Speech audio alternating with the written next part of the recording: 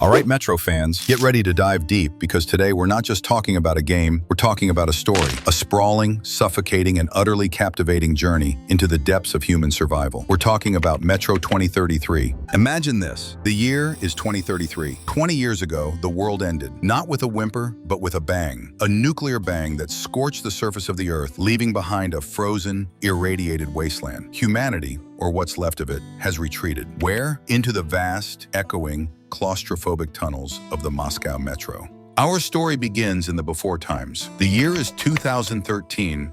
Humanity stands on a razor's edge, just as it had for decades. The old fears of global thermonuclear war never truly went away. They just festered, waiting for a spark.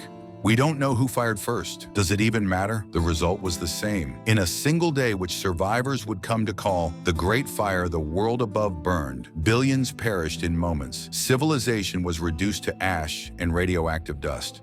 But in Moscow, there was a sliver of hope. The Metro, the world's largest nuclear bunker built during the very Cold War that doomed the surface. As the sirens wailed their final desperate song, tens of thousands of people scrambled down the escalators, pushing, screaming, fighting their way into the dark. They sealed the great blast doors behind them, shutting out the firestorm and entombing themselves within the earth.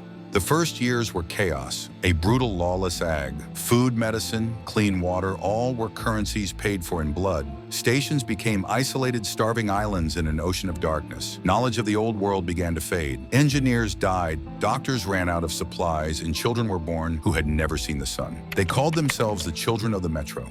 And the world outside began to change. The radiation didn't just kill it, twisted. From the scorched earth, new life emerged, horrific, mutated beasts that began to probe the edges of humanity's new home. The Metro was no longer a shelter, it was a besieged fortress.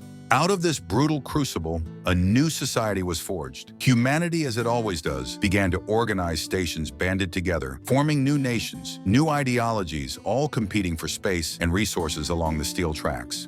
Along the Ring Line, the largest and most prosperous stations, a new merchant class arose. They called themselves the Hansa. They were the capitalists, the traders. They controlled the flow of goods, bullets, mushrooms, tea-scrap metal. If you wanted to travel safely, you paid the Hansa's toll. They connected the Metro, but their price was control. For 20 years, this fragile balance held. A generation was born and raised in this world of flickering lights and endless tunnels. A world of fear, of superstition, of legends, legends of ghosts in the tunnels of anomalies that defy physics, and a new legend, a new fear that was starting to feel terrifyingly real.